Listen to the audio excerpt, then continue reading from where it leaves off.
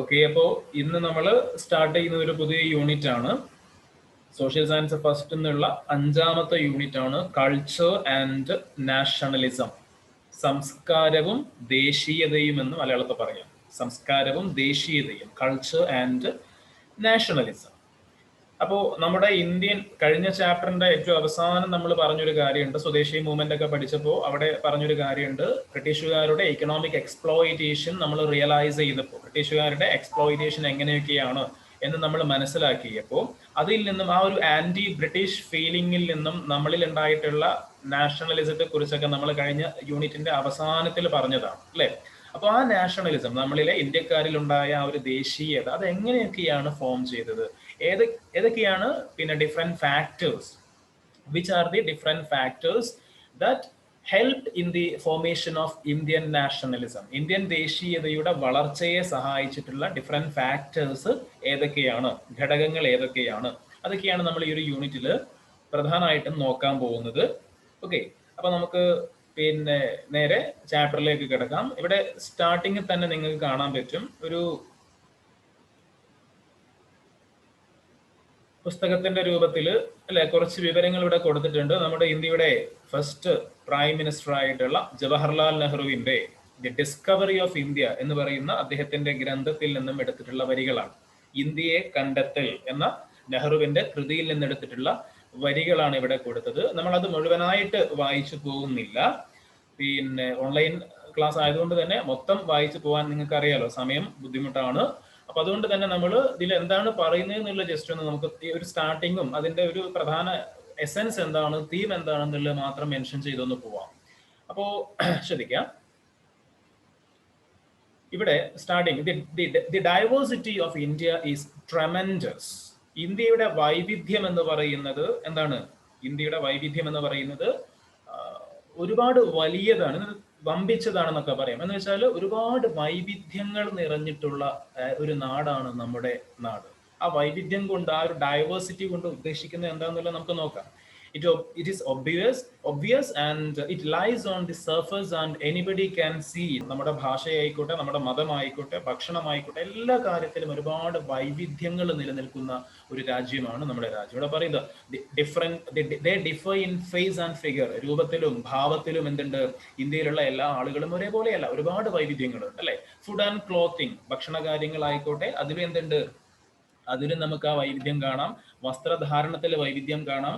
അതേപോലെ അഫ്കോഴ്സ് ലാംഗ്വേജിന്റെ കാര്യം പറയുന്നു. ബംഗാളീസ് ഉണ്ട്, മറാത്താസ് ഉണ്ട്, ഗുജറാത്തീസ് ഉണ്ട്, തമിഴൻസ് ഉണ്ട്, ഒറിയാസ്, ആന്ധ്രാസ്, ആസാമീസ്, മലയാളീസ്, സിന്ധീസ്, അങ്ങനെയുള്ള പഞ്ചാബീസ്, ഒരുപാട് ഭാഷകൾ സംസാരിക്കുന്നവരും നമ്മുടെ രാജ്യത്തുണ്ട് അല്ലെ. ഒരുപാട് ഭാഷകൾ, ഒരുപാട് മതങ്ങൾ, ഒരുപാട് വസ്ത്രധാരണ രീതികൾ, ഭക്ഷണ രീതികൾ, ക്ലൈമറ്റ്, അഗ്രികൾച്ചറൽ മെത്തേഡ്, എല്ലാത്തിലും ഒരുപാട് ഡൈവേഴ്സിറ്റി നിലനിൽക്കുന്ന, വൈവിധ്യം നിലനിൽക്കുന്ന ഒരു രാജ്യമാണ് നമ്മുടെ രാജ്യം.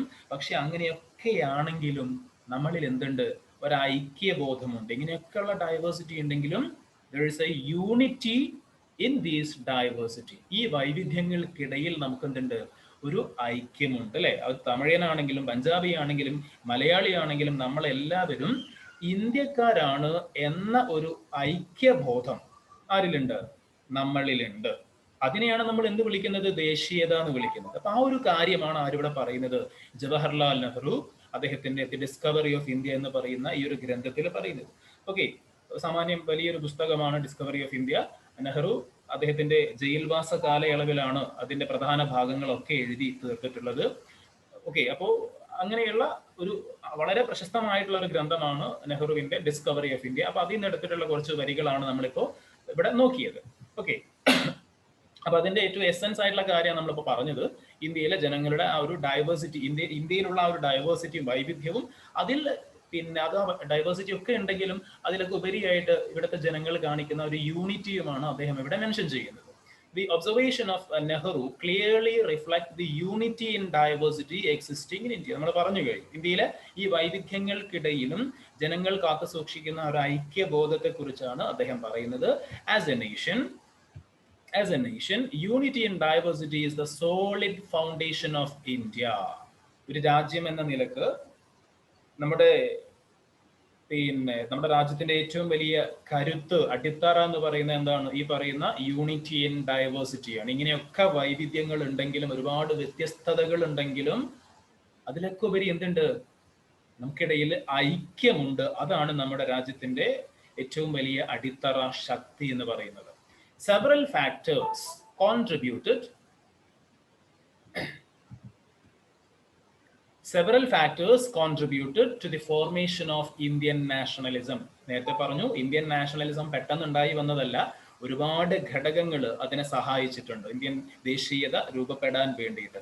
അപ്പൊ ഏതൊക്കെയാണ് ആ ഫാക്ടേഴ്സ് എന്നൊക്കെ നമ്മൾ എന്ത് ചെയ്യും? ഈ ഒരു യൂണിറ്റിൽ പരിശോധിക്കും. സോ നാഷണലിസം എന്താണെന്നുള്ള ഒന്നുകൂടി ഇവിടെ ചെറിയൊരു ഡെഫിനിഷൻ പോലെ കൊടുത്തിട്ടുണ്ട്, ദേശീയത എന്താണെന്നുള്ള കാര്യം. Nationalism is the sense of unity, ഐക്യബോധമാണ് അല്ലെ, a sense of unity that exists among the people of a nation irrespective of caste, creed, region and religion. എന്ന് വെച്ചാൽ എന്താ? നാഷണലിസം അല്ലെങ്കിൽ ദേശീയത എന്ന് വെച്ചാൽ അത് ഒരു രാജ്യത്തെ ജനങ്ങൾക്കിടയിലുള്ള മാനസിക ഐക്യമാണ്. അവിടെ എന്തിന് സ്ഥാനമില്ല? ജാതി, മത, വർഗ, പ്രാദേശിക വ്യത്യാസങ്ങൾക്കൊന്നും സ്ഥാനമില്ല. അപ്പോ ജാതി, മത, വർഗ, പ്രാദേശിക വ്യത്യാസങ്ങൾക്കുപരിയായി ഒരു രാജ്യത്തെ ജനങ്ങളുടെ മനസ്സിലുള്ള അല്ലെങ്കിൽ ജനങ്ങളുടെ മാനസിക ഐക്യമാണെന്ത്? ദേശീയത എന്ന് പറയുന്നത്. Okay, we have already discussed how economic exploitation of British aroused nationalism among the Indians. അതായത് ഇന്ത്യൻ ജനതയിൽ എങ്ങനെയാണ് ബ്രിട്ടീഷുകാരുടെ എക്സ്പ്ലോയിറ്റേഷൻ തിരിച്ചറിഞ്ഞപ്പോൾ അത് ഇന്ത്യൻ ജനതയിൽ നാഷണലിസം വളരാൻ കാരണമായി എന്ന് നമ്മൾ കഴിഞ്ഞ യൂണിറ്റിൽ ലാസ്റ്റ് പറഞ്ഞതാണ് അല്ലെ. അതായത് നമ്മളൊരു ആന്റി ബ്രിട്ടീഷ് ഫീലിംഗ് അത് ഉണ്ടാക്കി, ബ്രിട്ടീഷുകാരുടെ ഇക്കണോമിക് എക്സ്പ്ലോയിറ്റേഷൻ നമ്മൾ റിയലൈസ് ചെയ്തപ്പോൾ അത് നമ്മളിൽ എന്ത് ചെയ്തു? It created an anti British feeling among the Indians. ആ ആന്റി ബ്രിട്ടീഷ് ഫീലിംഗ് ആണ് എന്തായി ട്രാൻസ്ഫോം ചെയ്യപ്പെട്ടത്? ഇന്ത്യൻ നാഷണലിസം ആയിട്ട് ട്രാൻസ്ഫോം ചെയ്യപ്പെട്ടത് ആ ആന്റി ബ്രിട്ടീഷ് ഫീലിംഗ് ആണ്. സിമിലർലി അതുപോലെ radical changes in social and cultural spheres help to cherish nationalism among the people. നമ്മുടെ സാമൂഹിക രംഗത്തും സാംസ്കാരിക രംഗത്തും ഒക്കെ ഒരുപാട് മാറ്റങ്ങൾ, കാതലായ മാറ്റങ്ങൾ ഈ ഒരു കാലഘട്ടത്തിൽ ഉണ്ടായിട്ടുണ്ട്. ഈ മാറ്റങ്ങളും എന്തിനു സഹായിച്ചു? To develop nationalism among the people of India. Indian ജനതയിൽ ദേശീയത വളർത്താൻ ആ മാറ്റങ്ങൾ കാരണമായി. ഏത് മാറ്റങ്ങളാണ്? സോഷ്യൽ ആൻഡ് കൾച്ചറൽ ചേഞ്ചസ് എന്നാ പറയുന്നത്. അപ്പൊ എന്താ ഇവിടെ ഉദ്ദേശിക്കുന്നത് നമുക്ക് നോക്കാം. In this unit we discuss the various socio-cultural factors that reinforced nationalism in India. Okay, ഇന്ത്യയിൽ ദേശീയത വളരാൻ കാരണമായ, നാഷണലിസം ഡെവലപ്പ് ചെയ്യാൻ കാരണമായിട്ടുള്ള different socio cultural factors, different factors, ഘടകങ്ങൾ ഏതൊക്കെയാണെന്നാണ് നമ്മളിവിടെ നോക്കുന്നത്. Okay, the 19th century India, 19ാം നൂറ്റാണ്ടിലെ India witnessed two types of protest in ideological and cultural spheres. രണ്ട് തരത്തിലുള്ള പ്രതിഷേധങ്ങൾ, സമരങ്ങളും പ്രതിഷേധങ്ങളും ഒക്കെയാണ് 19ാം നൂറ്റാണ്ടിലെ ഇന്ത്യൻ സമൂഹത്തിൽ ഉണ്ടായത്. പ്രധാനമായും രണ്ട് തരത്തിലുള്ള പ്രൊട്ടസ്റ്റുകൾ. ഏതൊക്കെയാണ് രണ്ട് തരത്തിലുള്ള പ്രൊട്ടസ്റ്റുകൾ? ഒന്നാമത്തേത് ഇവിടെ താഴെ പറയുന്ന ഒരു ബോക്സ് കണ്ടല്ലോ നിങ്ങൾ. ഒന്നാമത്തെ, the protest against inequality, violations of rights and social evils which existed in Indian society. അതായത് ഇന്ത്യൻ സമൂഹത്തിൽ നിലനിൽക്കുന്ന ഒരുപാട് ഇനീക്വാളിറ്റീസ് ഉണ്ട്. അത് ബ്രിട്ടീഷുകാർ കൊണ്ടുവന്നപ്പോൾ ഉണ്ടായിട്ടുള്ള, അല്ലെങ്കിൽ ബ്രിട്ടീഷുകാർ വന്നപ്പോൾ ഉണ്ടായിട്ടുള്ള ഇനീക്വാളിറ്റി അല്ല. ബ്രിട്ടീഷുകാർ വരുന്നതിന് മുമ്പേ നമ്മുടെ രാജ്യത്ത് ചില ഇനീക്വാളിറ്റീസ് ഉണ്ട്. എങ്ങനെ? On the basis of caste.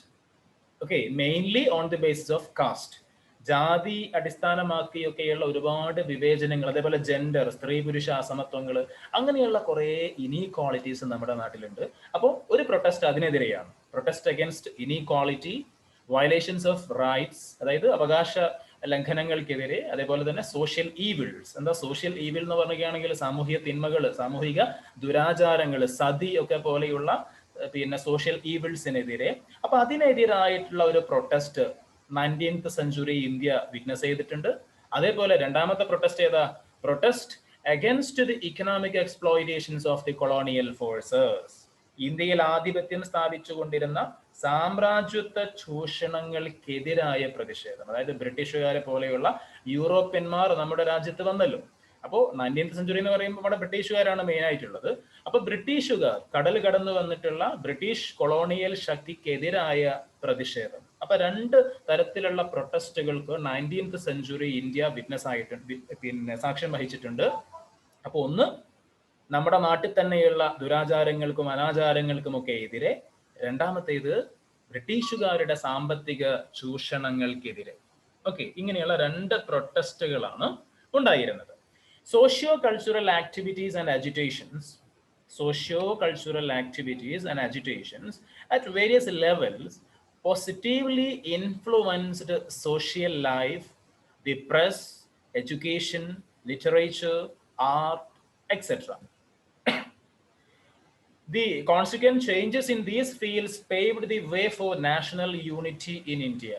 General ആയിട്ട് കുറച്ച് കാര്യങ്ങൾ പറയാണ്, നമുക്ക് അത്ര ഇമ്പോർട്ടൻ്റ് അല്ല. ഇന്ത്യൻ ജനതയുടെ സാംസ്കാരികവും ആശയപരവുമായി ഒക്കെയുള്ള ഇടപെടലും പ്രതിഷേധവും ഒക്കെ, പിന്നെ വിദ്യാഭ്യാസം, സാഹിത്യം, വർത്തമാന പത്രങ്ങള്, കല തുടങ്ങിയിട്ടുള്ള പല മേഖലകളിൽ സ്വാധീനം ചെലുത്തി. പിന്നെ ഈ രംഗത്തൊക്കെ ഒരുപാട് മാറ്റങ്ങൾ ഉണ്ടായി. അതൊക്കെ നമ്മുടെ യൂണിറ്റിക്ക്, നാഷണൽ യൂണിറ്റിക്ക് കാരണമായി. ഇന്ന് പൊതുവായ കുറച്ച് കാര്യങ്ങൾ അത് നമുക്ക് വിട്ടേക്കാം, അത് അത്ര ഇമ്പോർട്ടൻസ് കൊടുത്ത് നിങ്ങൾ നോക്കേണ്ട കാര്യമില്ല. അപ്പൊ ഈ രണ്ട് പ്രൊട്ടസ്റ്റുകൾ നിങ്ങൾ മനസ്സിലാക്കി വെക്കുക, 1, 2. പിന്നെ അടുത്ത ഹെഡിങ്ങിലേക്ക് നമുക്ക് പോവാം. Colonial rule and nationalism.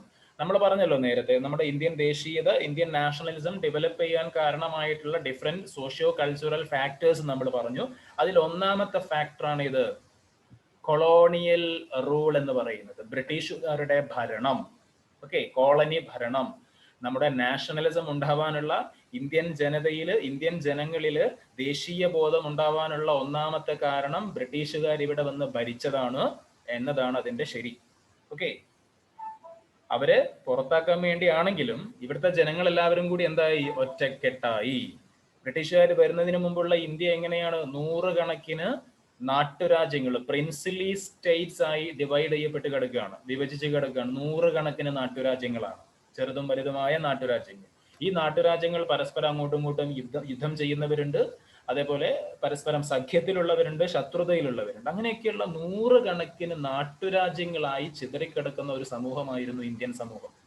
Okay, അങ്ങനെയുള്ള ഇന്ത്യൻ സമൂഹത്തിനെ ഒരൊറ്റ ഇന്ത്യൻ ജനത എന്ന കൺസെപ്റ്റിലേക്ക് കൊണ്ടുവരാനുള്ള പ്രധാന കാരണം ബ്രിട്ടീഷുകാരാണ്. ബ്രിട്ടീഷുകാർ ഇവിടെ വന്ന് ഭരിക്കാൻ തുടങ്ങിയപ്പോൾ എല്ലാവരും, അല്ലെങ്കിൽ പിന്നെ എല്ലാവരും ബ്രിട്ടീഷുകാരെ ശത്രുക്കളായി കണ്ടു. അവരുടെ കോമൺ എനിമി ആയിട്ട് ബ്രിട്ടീഷുകാർ മാറി. അങ്ങനെ ആ ഒരു കോമൺ എനിമിക്ക്, ആ ഒരു പൊതു ശത്രുവിന് എതിരായി ബാക്കിയുള്ള എല്ലാവരും എന്തായി, ഒറ്റക്കെട്ടായി നിന്നു എന്നതാണ് സത്യം. നമുക്ക് നോക്കാം.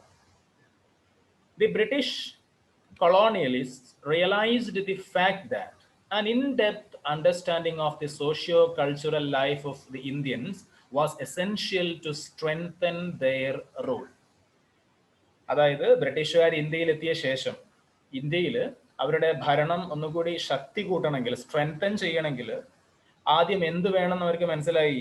ഇന്ത്യൻ ജനതയുടെ ജീവിതത്തെയും അവരുടെ സംസ്കാരത്തെയും ഒക്കെ വളരെ ഡീപ്പായിട്ട് ആഴത്തിൽ അറിയണം. എങ്കിൽ മാത്രമേ ഇന്ത്യയുടെ സംസ്കാരവും പൈതൃകവും ഇന്ത്യൻ ജനങ്ങളുടെ ജീവിത രീതികളും ഒക്കെ ആഴത്തിൽ പഠിച്ചെങ്കിൽ മാത്രമേ ബ്രിട്ടീഷുകാർക്ക് ഇവിടെ അവരുടെ ഭരണം ഒന്നുകൂടി ശക്തിപ്പെടുത്താൻ സാധിക്കൂ എന്ന് അവർ മനസ്സിലാക്കി. Okay, and they learned about Indian society from the works in Sanskrit and Persian and by translating them. അങ്ങനെ അവർ എന്ത് ചെയ്യാൻ തുടങ്ങി, ഇന്ത്യക്കാരെ കുറിച്ചും ഇന്ത്യൻ സമൂഹത്തെ കുറിച്ചുമൊക്കെ സംസ്കൃതത്തിലും പേർഷ്യൻ ഭാഷയിലുമൊക്കെയുള്ള ഒരുപാട് ബുക്സ് ഉണ്ട് അല്ലേ. അതൊക്കെ പിന്നെ ട്രാൻസ്ലേഷൻ നടത്തി പരിഭാഷപ്പെടുത്തി ഈ പുസ്തകങ്ങളൊക്കെ വായിച്ച് അവരെന്ത് ചെയ്തു, ഇന്ത്യയെ പറ്റി, ഇന്ത്യൻ ജനതയെ പറ്റി, സൊസൈറ്റിയെ പറ്റി കൂടുതൽ മനസ്സിലാക്കി. And they established several institutions to study more about India, to interfere in Indian education system and to train their own officers. അതേപോലെ തന്നെ ബ്രിട്ടീഷുകാർ ചില ഇൻസ്റ്റിറ്റ്യൂഷൻസ്, ചില സ്ഥാപനങ്ങൾ അവർ നിർമ്മിച്ചു. എന്തിനു വേണ്ടിയിട്ട്? To study more about India, ഇന്ത്യയെ പറ്റി കൂടുതൽ പഠനങ്ങൾ നടത്തുക, അല്ലെങ്കിൽ പഠിക്കാൻ വേണ്ടിയിട്ട്. അതേപോലെ to interfere in Indian education system, ഇന്ത്യയുടെ വിദ്യാഭ്യാസ രംഗത്ത് ഇടപെടാൻ വേണ്ടിയിട്ട്. And to train their own officers, ഇന്ത്യയിൽ ജോലി ചെയ്യുന്ന ബ്രിട്ടീഷ് ഉദ്യോഗസ്ഥന്മാർക്ക് പരിശീലനം ട്രെയിനിങ് കൊടുക്കാൻ വേണ്ടിയിട്ട് ഇതിനൊക്കെ വേണ്ടിയിട്ട് എന്ത് ചെയ്തു? They established several institutions in different parts of the country. Some of these institutions are, വളരെ ഇമ്പോർട്ടൻ്റ് ആണ് ആ താഴെ പറയുന്ന മൂന്ന്. അങ്ങനെ അവർ ഉണ്ടാക്കിയിട്ടുള്ള 3 ഇൻസ്റ്റിറ്റ്യൂഷൻസ് ആണ് ഏറ്റവും ഇമ്പോർട്ടൻ്റ് ആയിട്ടുള്ള 3 എണ്ണമാണ് കേട്ടോ. Asiatic society of Bengal, Asiatic society of Bengal, founded by sir William Jones. Okay, Asiatic society of Bengal, William John, sir William John's.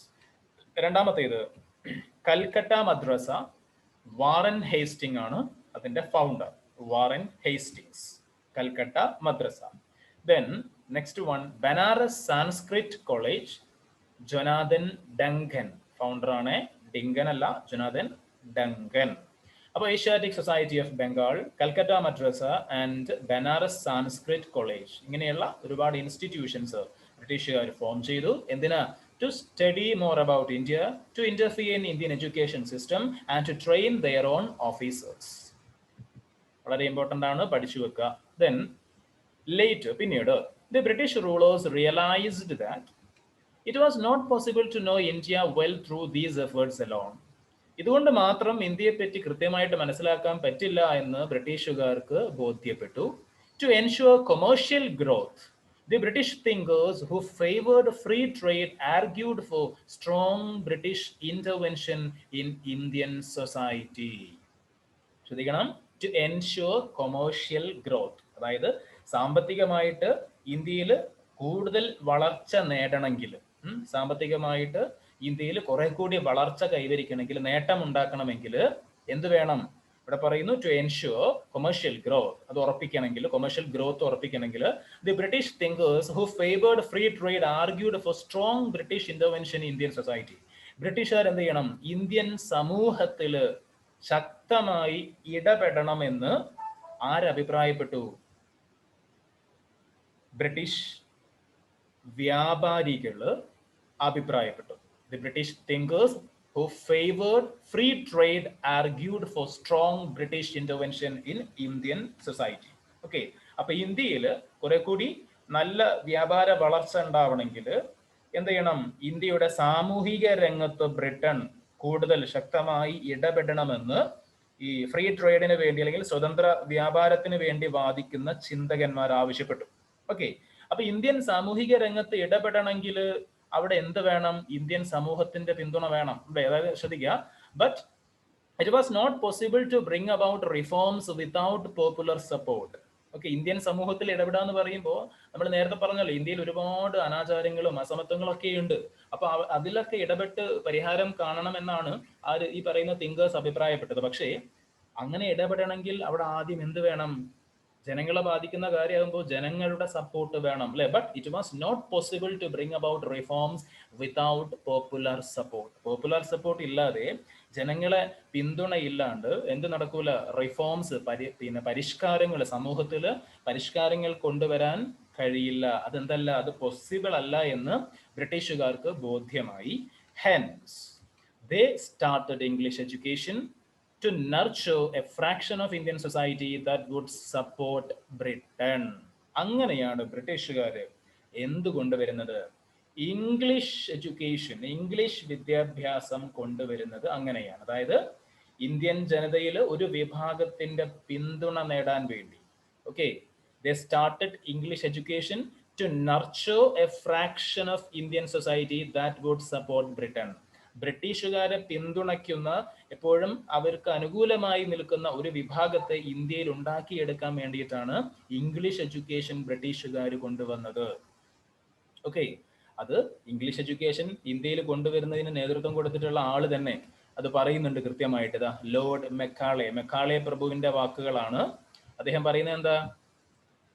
Our aim is to create a class of persons, Indians in blood and color, but English in taste, in opinions, in morals and in intellect.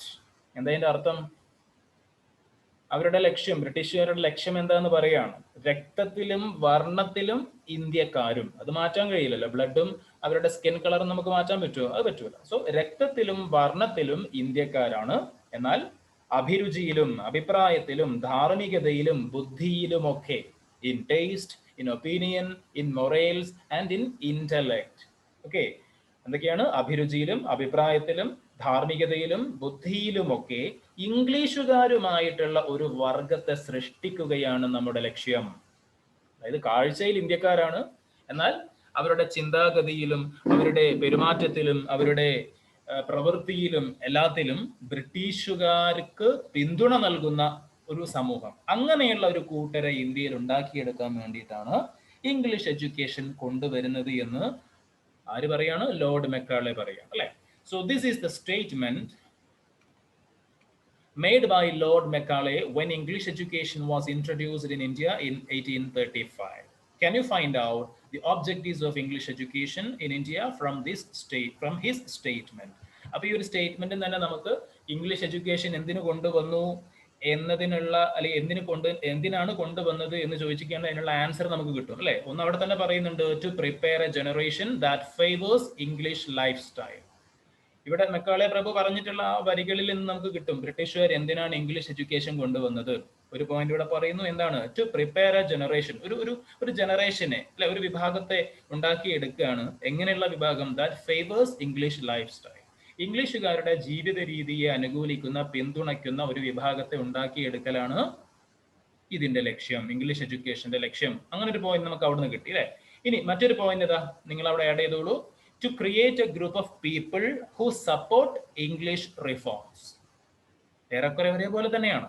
To create a group of people, ഒരു വിഭാഗം ജനങ്ങളെ സൃഷ്ടിക്കലാണ്. Who support English reforms, ഇംഗ്ലീഷുകാരുടെ പരിഷ്കാരങ്ങളെ, റിഫോംസിനെ പിന്തുണയ്ക്കുന്ന ഒരു വിഭാഗത്തെ വളർത്തിയെടുക്കാൻ വേണ്ടിയിട്ടാണ് എന്ത്? English education കൊണ്ടുവന്നത്. ഓക്കെ, അതേപോലെ ഒരു പോയിന്റും കൂടി നിങ്ങൾ എന്ത് ചെയ്യുക? കണ്ടെത്തി അവിടെ എഴുതുക. അഥവാ കിട്ടിയിട്ടില്ലെങ്കിലും അത് ബുദ്ധിമുട്ടുള്ള, നിർബന്ധമുള്ള കാര്യമല്ല. ഓക്കെ, അപ്പോ ഇംഗ്ലീഷ് എഡ്യൂക്കേഷൻ കൊണ്ടുവരാൻ അവർ തീരുമാനിച്ചു. Then by the 19th century, English culture and ideologies began to intrude into Indian society. ബ്രിട്ടീഷുകാരുടെ സംസ്കാരവും അവരുടെ ആശയങ്ങളുമൊക്കെ began to intrude into Indian society, Indian സമൂഹത്തിലേക്ക് കടന്നു കയറാൻ തുടങ്ങി. അതായത് ഇന്ത്യക്കാർക്ക് നമ്മുടേതായിട്ടുള്ള ചില പൈതൃകവും സംസ്കാരവും, അല്ലെ, ഒക്കെയുണ്ട്. അപ്പോൾ അതിനെയൊക്കെ അപകടത്തിലാക്കുന്ന വിധത്തിൽ, നശിപ്പിക്കുന്ന രൂപത്തിൽ ബ്രിട്ടീഷുകാരുടെ സംസ്കാരവും അവരുടെ രീതികളും ഒക്കെ വ്യാപകമായിട്ട് ഇന്ത്യൻ സമൂഹത്തിലേക്ക് കൂടിക്കലരാൻ തുടങ്ങി. അപ്പോ some Indian leaders found it necessary to resist this cultural invasion. സാംസ്കാരികമായി ബ്രിട്ടീഷുകാർ നടത്തുന്ന ഈ ഒരു സാംസ്കാരിക അധിനിവേശത്തെ ചെറുത്തു നിൽക്കേണ്ടതുണ്ട് എന്ന് ചില ഇന്ത്യൻ നേതാക്കന്മാർക്ക് ബോധ്യപ്പെട്ടു. അതായത് രാഷ്ട്രീയമായി ബ്രിട്ടീഷുകാർ ഇവിടേക്ക് എന്ത് ചെയ്തു? കടന്നു വന്നു, നമ്മുടെ രാഷ്ട്രീയമായി ആധിപത്യം സ്ഥാപിച്ചു. ഓക്കെ, അതേപോലെ തന്നെ സാംസ്കാരികമായും ബ്രിട്ടീഷുകാർ നമ്മുടെ മേൽ കടന്നു കയറാൻ ശ്രമിച്ചാൽ അതിനെ തടയണം എന്ന് ഇവിടുത്തെ ചില ആളുകൾ തീരുമാനിച്ചു. അതായത് നമ്മുടെ ഭാഷയും നമ്മുടെ മതവും ഒക്കെ നശിപ്പിക്കുന്ന രൂപത്തിൽ ബ്രിട്ടീഷുകാർ ഇടപെടാൻ തുടങ്ങിയാൽ അതിനെ നമ്മൾ എന്ത് ചെയ്യണം? റെസിസ്റ്റ് ചെയ്യണമെന്ന് ഇന്ത്യക്കാർ ചില ലീഡേഴ്സിന് ബോധ്യം വന്നു. And most of them were English educated Indians who internalised the concepts like democracy, liberty, നമുക്കിനി 10 മിനിറ്റും കൂടിയാണുള്ളത്. Okay, liberty, rationalism, equality, scientific temper, socialism, civil rights, etc. ശ്രദ്ധിക്കണേ, നമ്മൾ നേരത്തെ പറഞ്ഞു ബ്രിട്ടീഷുകാർ ഇംഗ്ലീഷ് എഡ്യൂക്കേഷൻ കൊണ്ടുവന്നത് എന്തിനാണ്? അവരെ പിന്തുണയ്ക്കുന്ന, സപ്പോർട്ട് ചെയ്യുന്ന ഒരു വിഭാഗത്തെ ഉണ്ടാക്കിയെടുക്കാനാണ്. പക്ഷെ സംഭവിച്ചത് എന്താ? നമ്മളിപ്പോൾ പറഞ്ഞല്ലോ, ബ്രിട്ടീഷുകാർ ഒരു കൾച്ചറൽ ഇൻവേഷൻ, അവരുടെ സാംസ്കാരികമായി ഇന്ത്യയിലേക്ക് അധിനിവേശം നടത്താൻ നോക്കിയപ്പോൾ, അല്ലെങ്കിൽ ഇന്ത്യൻ സാംസ്കാരിക രംഗത്തേക്കും അവർ കടന്നു കയറാൻ ശ്രമിച്ചപ്പോൾ അതിനെ റെസിസ്റ്റ് ചെയ്യണമെന്ന് കുറച്ച് ലീഡേഴ്സിന് ബോധ്യം വന്നു എന്ന് നമ്മൾ പറഞ്ഞു. അങ്ങനെ ബോധ്യം വന്ന ലീഡേഴ്സ് എങ്ങനത്തെ ലീഡേഴ്സ് ആയിരുന്നു? മോസ്റ്റ് ഓഫ് ദം വർ, അങ്ങനെ ചിന്തിച്ച ആളുകളിൽ കൂടുതൽ ആളുകളും ആരായിരുന്നു? Most of them were English educated Indians, English വിദ്യാഭ്യാസം നേടിയ ഇന്ത്യക്കാരാണ് അങ്ങനെ ചിന്തിച്ചത്. ഓക്കെ, കാരണം ഇംഗ്ലീഷ് എഡ്യൂക്കേഷൻ കിട്ടിയപ്പോൾ അവർ ചില മഹത്തായ ആശയങ്ങളെ പറ്റി, ലോകത്ത് നടക്കുന്ന കാര്യങ്ങളെ പറ്റിയൊക്കെ അറിഞ്ഞു. ഓക്കെ, ഇവിടെ പറയുന്നു English educated Indians who internalised the concepts like democracy, ജനാധിപത്യം, സ്വാതന്ത്ര്യം, ദേശീയത, ഇക്വാളിറ്റി, സയന്റിഫിക് ടെമ്പർ, സോഷ്യലിസം, പൗരാവകാശങ്ങൾ, സിവിൽ റൈറ്റ്സ്, ഇങ്ങനെയൊക്കെയുള്ള മഹത്തായ ആശയങ്ങളെ പറ്റി ഇംഗ്ലീഷ് എഡ്യൂക്കേഷനിലൂടെ, മോഡേൺ എഡ്യൂക്കേഷനിലൂടെ ആര് മനസ്സിലാക്കി? ഈ ഇന്ത്യക്കാര് മനസ്സിലാക്കി. And they ventured to reform. They ventured to reform the social customs and rituals prevailed in the country, thereby to defend the invasion of English culture. അപ്പൊ ഇങ്ങനെ ഇംഗ്ലീഷ് വിദ്യാഭ്യാസം കിട്ടിയ, ആധുനിക വിദ്യാഭ്യാസം കിട്ടിയ ആളുകള് ആദ്യം തന്നെ എന്താ ശ്രമിച്ചത്? ഇന്ത്യയിൽ തന്നെ നിലനിൽക്കുന്ന ഒരുപാട് സാമൂഹിക ദുരാചാരങ്ങളും അനുഷ്ഠാനങ്ങളും ഒക്കെ ഉണ്ടല്ലോ. നമ്മൾ നേരത്തെ പറഞ്ഞ സതി പോലെയുള്ള ഒരുപാട് അനാചാരങ്ങളുണ്ട്, ദുരാചാരങ്ങളുണ്ട്. ആ ദുരാചാരങ്ങളെ പരിഷ്കരിക്കാനാണ് ഇവർ ആദ്യം ശ്രമിച്ചത്. അങ്ങനെ പരിഷ്കരിച്ച് ഇന്ത്യൻ സമൂഹത്തെ ഒരു നല്ല സമൂഹമാക്കി മാറ്റിയെടുത്ത ശേഷം എന്ത് ചെയ്യുക? ബ്രിട്ടീഷുകാരുടെ ഈ ഒരു കൾച്ചറൽ ഇൻവേഷനെ, സാംസ്കാരിക കടന്നുകയറ്റത്തെ ചെറുക്കുക, ഇതായിരുന്നു അവരുടെ ലക്ഷ്യം. ഓക്കെ, ആദ്യം ഇന്ത്യയിൽ തന്നെയുള്ള ഒരുപാട് ഈ സോഷ്യൽ ഈവൽസും കാര്യങ്ങളൊക്കെ ഉണ്ട്, അതിനെന്ത് ചെയ്യുക? അതിനൊക്കെ ഒന്ന് റിഫോം ചെയ്യുക. എന്നിട്ട് to defend the invasion of English culture, English സംസ്കാരത്തിന്റെ കടന്നുകയറ്റത്തെ ചെറുക്കുക, അതായിരുന്നു അവരുടെ ലക്ഷ്യം. And they tried to reform Indian society, language, art and literature. അതിന്റെ ഭാഗമായിട്ട് അവർ എന്തൊക്കെ ചെയ്തു, എന്തൊക്കെ ശ്രമിച്ചു? ഇന്ത്യൻ സമൂഹത്തെ, നമ്മുടെ ഭാഷയെ, നമ്മുടെ കലയെ, അതേപോലെ അങ്ങനെ സാഹിത്യത്തെ എല്ലാം പരിഷ്കരിക്കാൻ, റിഫോം ചെയ്യാൻ അവർ ശ്രമങ്ങൾ നടത്തി. And it motivated to protest against inequalities and violation of rights and created a sense of unity among the people. അപ്പൊ ഇതൊക്കെ എന്തിനു കാരണമായി? ഇന്ത്യൻ സമൂഹത്തിൽ നിലനിന്ന ഇനീക്വാളിറ്റീസും, അല്ലെ, അതായത് അസമത്വങ്ങളും വയലേഷൻ ഓഫ് റൈറ്റ്സ്, അവകാശ നിഷേധങ്ങളെയും ഒക്കെ ചെറുക്കാനും, അതേപോലെ തന്നെ ഇന്ത്യൻ ജനതയിൽ ഒരു ഐക്യബോധം സൃഷ്ടിക്കാൻ, created a sense of unity among the people, Indian ജനതയിൽ ഒരു ഐക്യബോധം സൃഷ്ടിക്കാനും ഒക്കെ ഇത് കാരണമായി, ഇത് ഇടയാക്കി. ഇത്രയും കാര്യങ്ങളാണ് അവിടെ പറയുന്നത്. ഓക്കെ, അപ്പോ അടുത്തത് പിന്നെ അടുത്ത ഹെഡിങ് ആണ്. ഇത്രയും കാര്യമാണ് നേരത്തെ പറഞ്ഞ ഫസ്റ്റ് ഹെഡിങ്ങിന്റെ താഴെ വരുന്ന ഇത്രയും കാര്യങ്ങളാണ്. ഒറ്റ മിനിറ്റ്, നമുക്ക് അടുത്ത പേജിലേക്ക് പോയിട്ട് ഒന്നുകൂടി ഇങ്ങോട്ട് വരാം. അടുത്തത് സോഷ്യൽ റിഫോംസ് എന്ന് പറയുന്ന ഒരു ഹെഡിങ് ആണ്. അപ്പൊ അതിലേക്ക് നമ്മൾ കിടക്കുന്നില്ല, അത് സെക്കൻഡ് ഫാക്ടർ ആണ്. ഓക്കെ, അപ്പൊ ഒന്നാമത്തെ ഫസ്റ്റ് ഫാക്ടർ, ഇന്ത്യൻ നാഷണലിസത്തിന്റെ എമർജൻസിന് കാരണമായ, രൂപീകരണത്തിന് കാരണമായ ഒന്നാമത്തെ ഘടകമാണ്, ഫാക്ടറാണ് കൊളോണിയൽ റൂൾ നമ്മൾ പറഞ്ഞു. അപ്പോൾ അതിൽ പറഞ്ഞ കാര്യങ്ങളൊക്കെ നമ്മൾ നല്ലപോലെ ഒന്ന് വായിച്ചു നോക്കണം. ഓക്കെ, അപ്പൊ എങ്ങനെയാണ് കൊളോണിയൽ റൂൾ ഇവിടെ സ്റ്റാർട്ട് ചെയ്തത്? അതിന്റെ ഭാഗമായിട്ട് ഇന്ത്യയെ പറ്റി പഠിക്കാൻ വേണ്ടി അവർ ചില ഇൻസ്റ്റിറ്റ്യൂഷൻസ് ഒക്കെ ഉണ്ടാക്കി, അല്ലെ? അതിന്റെ പേര് Asiatic society of Bengal, Calcutta Madrasa, Banaras Hindu Sanskrit college, അങ്ങനെയുള്ള Banaras Sanskrit college, Jonathan Duncan, Warren Hasting, William Jones, ഇങ്ങനെയുള്ള 3 ആൾക്കാർ പരസ്പരം മാറിപ്പോവാതെ പഠിക്കുക. എല്ലാ എക്സാമിനും ചോദിക്കുന്നതാണ്, ഇതിൽ ഏതെങ്കിലും ഒരു പേരുണ്ടാവാറുണ്ട്.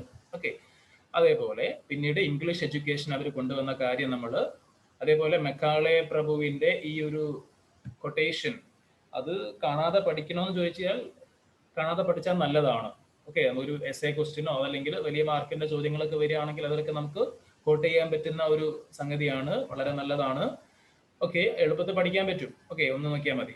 അതേപോലെ ബ്രിട്ടീഷ് എഡ്യൂക്കേഷൻ കിട്ടിയപ്പോൾ, അല്ലെങ്കിൽ ഇംഗ്ലീഷ് എഡ്യൂക്കേഷൻ കിട്ടിയിട്ടുള്ള ആളുകൾ, അല്ലെ, എന്ത് ചിന്തിച്ചു? അവര് ബ്രിട്ടീഷുകാരുടെ ഈ ഒരു കൾച്ചറൽ ഇൻട്രൂഷനെതിരെ, കൾച്ചറൽ ഇൻവേഷനെതിരെ അവർ ചിന്തിച്ചതും റിയാക്ട് ചെയ്തതും ഒക്കെയാണ് ഈ ഒരു ലാസ്റ്റ് പാരഗ്രാഫിൽ പറയുന്നത്. ഇംഗ്ലീഷ് എഡ്യൂക്കേഷൻ കിട്ടിയ ആൾക്കാർക്ക്, അല്ലെ, ഇങ്ങനെ പറയുന്ന ഡെമോക്രസി, അതേപോലെ liberty, rationalism, equality, scientific temper, socialism, civil rights etcetera, ഇങ്ങനെയുള്ള കാര്യങ്ങളെ പറ്റിയൊക്കെ ഇംഗ്ലീഷ് എഡ്യൂക്കേഷൻ കിട്ടിയപ്പോൾ അവർ മനസ്സിലാക്കി. ലോകത്തിന്റെ പല ഭാഗത്തെയും ജനങ്ങൾ അനുഭവിക്കുന്ന സ്വാതന്ത്ര്യം, അവകാശങ്ങൾ, ദേശീയത, അതേപോലെ ജനാധിപത്യം, ഇങ്ങനെയുള്ള ആശയങ്ങളൊക്കെ ഇംഗ്ലീഷ് എഡ്യൂക്കേഷൻ കിട്ടിയപ്പോഴാണ് പലരും റിയലൈസ് ചെയ്യുന്നത്. അങ്ങനെ മനസ്സിലാക്കിയപ്പോൾ അവരെന്ത് തീരുമാനിച്ചു? അങ്ങനെയെങ്കിൽ ഈ കാര്യങ്ങളൊക്കെ ഇന്ത്യയിലും നമുക്ക് നേടിയെടുക്കണം എന്ന് അവർ ചിന്തിച്ചു. അതാണ് യഥാർത്ഥത്തിൽ ബ്രിട്ടീഷുകാർക്ക് വലിയ വെല്ലുവിളിയായിട്ട് മാറിയത്. ഓക്കെ, അപ്പോൾ അതിന്റെയൊക്കെ ഭാഗമായിട്ട് ഇന്ത്യൻ സമൂഹത്തെ പരിഷ്കരിക്കാൻ അവർ തീരുമാനിച്ചു. അങ്ങനെയുള്ള കുറെ കാര്യങ്ങളാണ് ലാസ്റ്റ് പറഞ്ഞത്. ഇതെല്ലാം എന്തിനു കാരണമായി? It motivated to protest against inequalities and violation of rights and created a sense of unity among the people. ആദ്യം ഇന്ത്യൻ സമൂഹത്തെ റിഫോം ചെയ്യാനാണ് ഇവർ ശ്രമിച്ചത്. അതിലൂടെ ഇന്ത്യൻ ജനതയെ ഒറ്റക്കെട്ടാക്കി നിർത്തി ബ്രിട്ടീഷുകാർക്കെതിരെ പോരാടാൻ അവർക്ക് സാധിച്ചു. ഓക്കെ, സോഷ്യൽ റിഫോമേഴ്സ് ആണ് ഇവിടെയൊക്കെ ഇടപെടുന്നത് അല്ലെ. അപ്പോൾ ആ ഒരു പോയിന്റ് ആണ് നമ്മൾ അടുത്ത പോയിന്റ് ഒന്ന് ഡെവലപ്പ് ചെയ്ത് പറയുന്നത്. ഓക്കെ, അതായത് ഇവിടെ കാണാം സോഷ്യൽ റിഫോം, സാമൂഹ്യ പരിഷ്കരണം എന്ന് പറയും. ഈ ആളുകളൊക്കെ നിങ്ങൾ മുമ്പ് ചെറിയ ക്ലാസ്സിൽ പരിചയപ്പെട്ടിട്ടുണ്ട്. രാജാറാം മോഹൻ റോയ്, ഈശ്വരചന്ദ്ര വിദ്യാസാഗർ, പണ്ഡിത രമാബായി. അതേപോലെ ഇവിടെ ഒരു ചെറിയൊരു ബോക്സ് ആണ്, പേടിക്കേണ്ട, ചെറിയൊരു ബോക്സ് ആണ്. കുറച്ച് മൂവ്മെന്റ്സും അത് സോഷ്യൽ റിഫോം മൂവ്മെന്റ്സും റിഫോമേഴ്സിന്റെ പേരും അവരുടെ മെയിൻ ഐഡിയോളജീസ് ഒക്കെ ഇവിടെ കൊടുത്തിട്ടുണ്ട്. അപ്പൊ അതൊക്കെ നമുക്ക് എന്ത് ചെയ്യാം, അടുത്ത ക്ലാസ്സിലേക്ക് വെക്കാം. അപ്പൊ ഇപ്പോൾ ഈ ഒരു ക്ലാസ് തൽക്കാലം നമ്മളിവിടെ കൺക്ലൂഡ് ചെയ്യുന്നു.